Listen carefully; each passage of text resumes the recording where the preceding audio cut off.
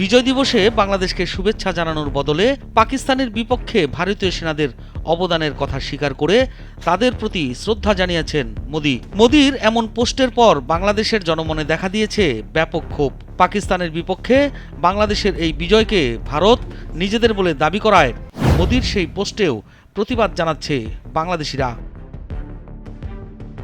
1971 সালের 16 ডিসেম্বর মহান বিজয় দিবসে পাকিস্তানের বিরুদ্ধে ঐতিহাসিক জয় পেয়েছিল ভারত, এমনটি উল্লেখ করে সামাজিক যোগাযোগ মাধ্যম এক্সে দেয়া এক পোস্টে ভারতের প্রধানমন্ত্রী নরেন্দ্র মোদি জানিয়েছেন, সেই ঐতিহাসিক জয়ে সাহসী ভারতীয় সৈনিকদের আত্মত্যাগ চিরস্মরণীয় হয়ে থাকবে।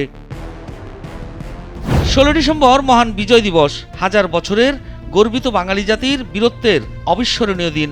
9 মাসের রক্তক্ষয়ী মুক্তিযুদ্ধের মধ্য দিয়ে 1971 সালের এই দিনে বিশ্ব মানচিত্রে স্বাধীন ও সার্বভৌম দেশ হিসেবে স্থান করে নিয়েছিল বাংলাদেশ। সেই যুদ্ধের শেষ দিকে 3 ডিসেম্বর মুক্তিবাহিনীর সঙ্গে পাকিস্তানের বিরুদ্ধে সরাসরি যুদ্ধ শুরু করেছিল তখনকার ঘনিষ্ঠ মিত্র প্রতিবেশী ভারত। 13 দিনের সেই যুদ্ধ 16 ডিসেম্বর পাকিস্তানের আত্মসমর্পণ এবং মহান বিজয় দিয়ে শেষ হয়।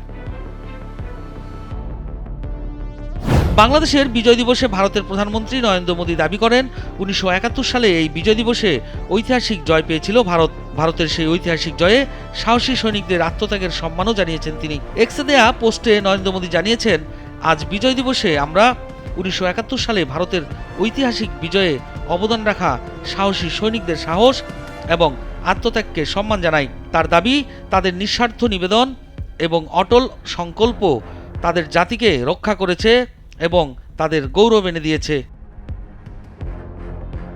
এই দিনে তাদের অসাধারণ বীরত্ব এবং তাদের অদম্য চেতনার প্রতি শ্রদ্ধাঞ্জলি। তাদের আত্মত্যাগ চিরকাল প্রজন্মকে অনুপ্রাণিত করবে এবং আমাদের জাতির গৌরবের ইতিহাসে গভীরভাবে গেঁথে থাকবে।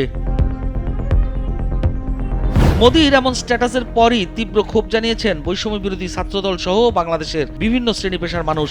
সামাজিক মাধ্যম ফেসবুকে দেয়া এক পোস্টে হাসনাত আবদুল্লাহ জানিয়েছেন, এটি বাংলাদেশের মুক্তিযুদ্ধ। পাকিস্তানের বিরুদ্ধে বাংলাদেশের স্বাধীনতার জন্য এই যুদ্ধ সংগঠিত হয়েছিল, কিন্তু মোদি দাবি করেছে এটি শুধু ভারতের যুদ্ধ এবং তাদের অর্জন। তাদের বক্তব্যে বাংলাদেশের অস্তিত্বই উপেক্ষিত। যখন এই স্বাধীনতাকে ভারত নিজেদের অর্জন হিসেবে দাবি করে, তখন একে বাংলাদেশের স্বাধীনতা, সার্বভৌমত্ব এবং অখণ্ডতার প্রতি সরাসরি হুমকি হিসেবে দেখা যায়। ভারতের এই হুমকির বিরুদ্ধে এই দেশের মানুষকে লড়াই চালিয়ে যেতে হবে। এই লড়াই সকলের লড়াই।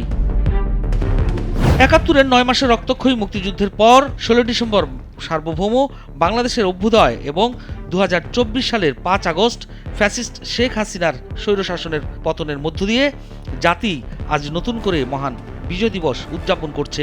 ইতিহাসে প্রথম দ্বিতীয় বিজয় দিবস পেয়েছে বাংলাদেশ।